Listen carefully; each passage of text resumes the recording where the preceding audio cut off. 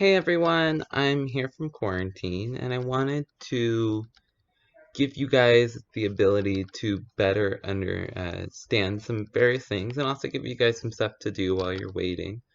This probably won't keep you entertained, but it'll keep you informed. So, without further ado, I want to talk about 5G.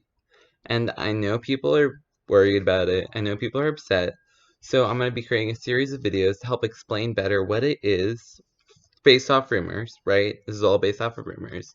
And then give some thoughts about it as we go along. So, to start off, the first big question is what is 5G? So, 5G will be an anti-reboot of the DC Comics universe in the sense that it is sort of reversing the reboots of the past while being a reboot itself. If that's confusing, let me explain it this way. The main history of DC will begin with Generation 1, now titled The Age of Mysteries, or Generation 1, The Age of Mysteries. This is the era of the Golden Age where Wonder Woman becomes the first superhero of the DC Universe and inspires every hero who follows. This begins in Wonder Woman 750, Brave New World, and it will continue through the Silver Age all the way to 2011, at which the timeline will continue through New 52. Events like Year Zero will no longer be continuity, and a couple of other events will be removed too. I think it's especially Year One events because it's going to be hard to mold timelines together. Um, but if a reboot is a full restart, uh, then this is an anti-reboot, right? Which means that almost everything you've read will have meaning and continuity and be important. 5G will, mostly according to rumors, take place in Generation 5, where the superheroes we love and know pass on the torch. So, for example, Superman will be passing the torch on to Jonathan Kent, Batman will be giving it to Luke Fox, and Green Lantern is rumored to be giving it to the character from Far Sector. I don't remember her name off the top of my head. Now, note, these are only rumors. However, almost everything we do know about them seems to be confirmed. Jonathan Kent and future college Lucius Fox returning to be a Pennyworth-like figure. Uh, Also, we just found out that Jonathan Kent is the one true Superman and Legion of Superheroes. So those are some steps in the right direction towards getting us there. However, it's important to realize that the characters we know and love won't be leaving you. Instead, they'll be in a Black Label title, which will take place throughout generations 1 through 4. So we're going to go more into what are generations and that sort of stuff later. But the first question is, when will it start? So 5G officially began based off of rumors or unofficially began, with Wonder Woman 750. In the comic, Wonder Woman saves President Roosevelt in a short story written by Scott Snyder called A Brave New World. Uh, After Wonder Woman saves Roosevelt, Alan Scott is watching a video, like one of those informational documentary sort of like videos of the 1940s, and he is inspired by her. And then it ends with the beginning. ... The next sort of unofficial starting point, I would say, is in Flash 750, where there's a story called At the Starting Line, where we learn about Jay a little bit more, and it's sort of like a short story with Jay as the Flash. However, I think the next real sort of starting point, if you're looking at like big picture sort of moments, you have the official, unofficial start, then you have the second unofficial sort of big start, and I think that is Generation Zero: Gods Among Us, which comes out currently, keyword currently, on May 4th, into DC Universe on May 5th. And the story will be free, so it's not like DC Universe is getting shortchanged or anything. They're just lucky that they get it. And the story will include an epilogue to Flash Forward. And guess what? This is kind of funny. A reprint to Wonder Woman 750, A Brave New World.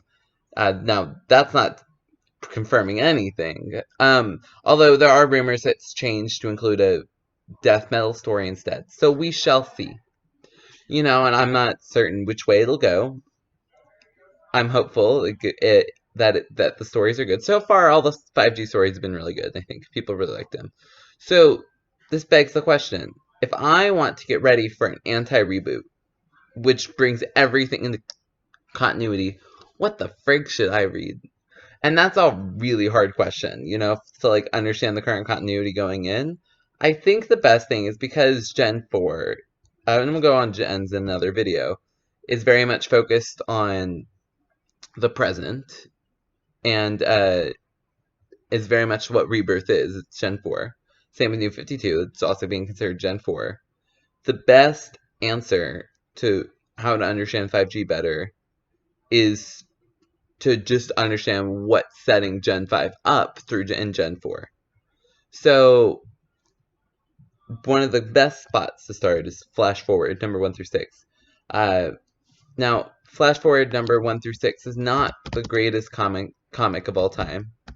I'd be lying if I said it was. I should use my I should use my elbow to sneeze, but I am very naughty. And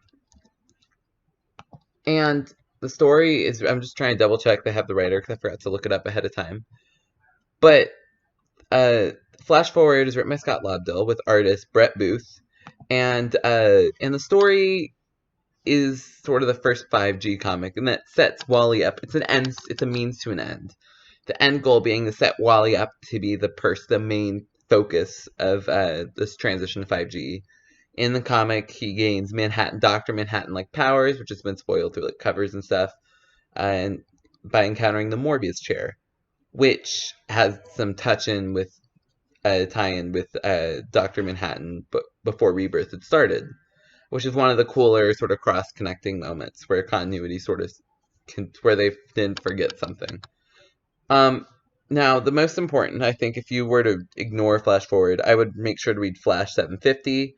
Flash 750 is very important in that it has a Flash Forward epilogue, which gives Wally a chance to be like, let's find out what the timeline looks like.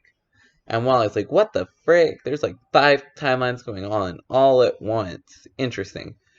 And so it'll be interesting to see where this goes from here, and now we'll see more of that plot thread in Generation Zero number 1 next month. You should also read Wonder Woman 750, A Brave New World, which is the first look at a new status quo from Wonder Woman, which will likely set up the Wonder Woman 5G comics. Or at least will set up another bunch of like JSA sort of level comics. There's also Batman number 86. James Tynion is an amazing writer who I at least think really understands Batman. And he's starting at around the time when 5G is in planning, right? Or it's in late planning, which means he's most likely setting some things up. Now, I think it's notable, the rumor came out that said Luke Fox would be the next Batman, and then 1 month later, James Tynion reveals that he thinks Lucius Fox is a very important character of the series. And I think that's really revealing, because that can't be a coincidence, right? And maybe James Tynion is just like, I need a Pennyworth sort of character. You know, and so I guess Lucius would work there.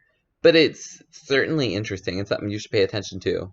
You should also read Justice League 2018, number 1 through 46 by Scott Snyder.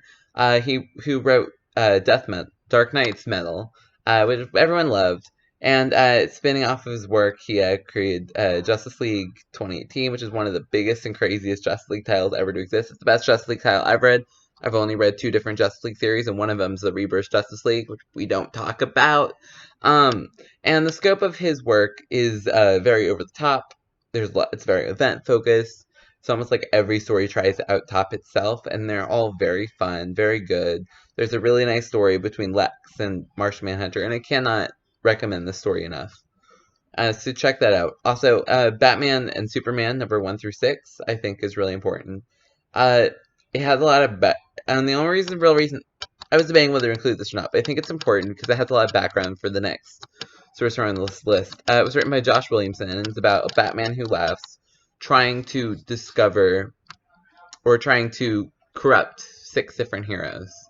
And the question is, who is it? Of course, Solicits revealed everything ahead of time. Yay for Solicits. But the theory was it was supposed to be like this intriguing mystery. Now, the next story is Year of the Villain, Hell's Arisen, number 1 through 4. Now, I have not finished the story, but it's also written by James Tynion IV, and it brings Justice League and Batman, Superman together, and it sets up the Metal sequel. It's about the Batman Who Laughs plans, which were going on in Batman, Superman, as well as some infected tie-ins, and Lex's plans, which were happening in Justice League coming together. and chaos ensuing now that the heroes are no longer on the planet Earth. They're not out of it yet, but they're not on planet Earth, which is exciting and interesting and worrisome for the heroes. And so the two go at each other, and ultimately the Batman Who Laughs wins, which will set up death metal. Sorry for the spoiler. Once again, Solicit spoiled it. Far Sector is the last sort of story I would look into reading. There's a Green Lantern rumor, right? The Far Sector's protagonist will become the main Green Lantern. If this is true, then it will be very important. This comic will be important. It's also really is wonderful, deserves your attention. It has a lot to say about politics in a sense, sort of apolitical, sort of not. It has a lot of heart. It has a lot of intrigue. It's sci-fi zany. It's also very heartfelt. It's also very topic heavy. It looks at the importance of emotions and what emotional callousness looks like. The importance, in a sense, of death. Wonderful. So great. So charming. Beautiful. The artist is really amazing. I don't have the artist off the top of my head. Great artist. He did the art for Naomi, which is also a beautiful comic. I can't recommend Far Sector enough. Now, let's look at what's coming up. What should you be reading? So, Dark Knight's death metal, I think, is really important in that it follows Dark Knight's metal, and it will have massive consequences on the future of DC. Scott Snyder is writing it, and it looks absolutely amazing. One thing that's really important is Scott Snyder said in a tweet that that the second issue is titled "Everything Matters." I think it was the second, not the first. I don't remember off the top of my head. But that's really important note. He said that at a time that also the Generations comics, which are going to be coming out, got delayed. Issue 1's still coming out in May, and then issue 2 won't be coming out till July, currently, it seems, which is interesting. But I think it's really exciting and also really cool that Scott Snyder's getting more of a chance to make his comic matter. And I remember he was asked, like, what's changing in death metal because Dan DiDio is leaving, and he said everything is more important now than it was beforehand. That it's going to be even more exciting, and it's not because Dan DiDio was holding anything back. It's because my comics role changed in a sense, and I think that's really exciting. You should also read Joker War. We were talking about how important like James Tynion's probably is. I think Joker War is really notable because it's going to kick off the final story of Batman Rebirth. There are going to be a lot of tie-ins and a lot more chaos to ensue, and it'll sort of have like the worst Joker toxin attack, as well as some other craziness happening. Joker's presence is inspiring a lot of clown-like villains. He introduced a new character called Clown Hunter. There's also Punchline, which is causing speculators to spy this comic through the roof. Harley Quinn's fighting Punchline. That's a crazy issue, and a lot more. And I think it's really interesting, and I want to talk more about Punchline and my sort of thoughts on her later, because I think she's actually a really interesting character, and I really hope she's not a Harley Quinn 2.0. It looks to me like she won't be. But it looks like it's going to be a huge blast. The other thing I would pay attention to is the 80th anniversary specials. According to a rumor, each of the anniversary specials will be giving a little sneak peeks about 5G. So, here's a question. There's 3 anniversary specials that come out. Wonder Woman 750, Flash number 750, and Robin number 80th anniversary. So Wonder Woman Brave New World is definitely 750 has Brave New World. It's definitely a 5G story. Flash number 750 has the J story, which is at the starting line, which is definitely a 5G story. Then there's also in Flash number 750 flash forward epilogue, and then sort of this is where the question is the 80th anniversary special of Robin. There's sort of a question. The only story I would think would sort of work as a 5G is the Dick Grayson story, which changes in a sense how Dick Grayson leaves Batman. But there are a lot of sort of questions that make that a little weird, and I don't know how to feel about it, but I'd be curious to hear your thoughts on it. So then this is the last sort of question is, what are the actual 5G comics? So we don't know a lot of detail yet.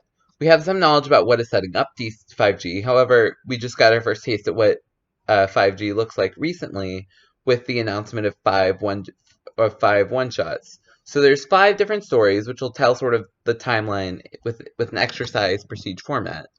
With art probably coming soon-ish. We'll see, though. They've been a little dodgy about what's actually going on with the comic, which worries me. So the stories are Generation 1, Age of Mystery, then Generation 2, Age of the Metahuman, Generation 3, Age of the Crisis, and Generation 4, Age of Rebirth, and then Generation 5, the last one, is Age of Tomorrow, which is, I guess, the future.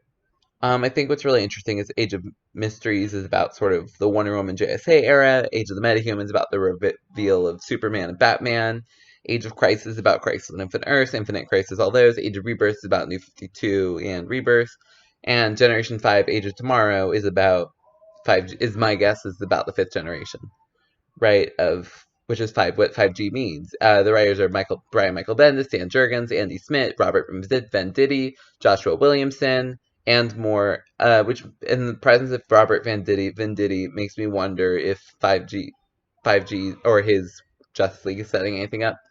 But I haven't heard a lot of great things, so I don't know. I haven't read it, though.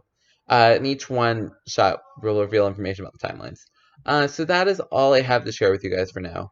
I will be answering questions in the comments if you have any. I want to say thank you so much for listening to this video. 16 minutes is not a short amount of time. Also, yeah, that's my face. I'm sorry it like wandered up, or I wandered down. I don't know what happened.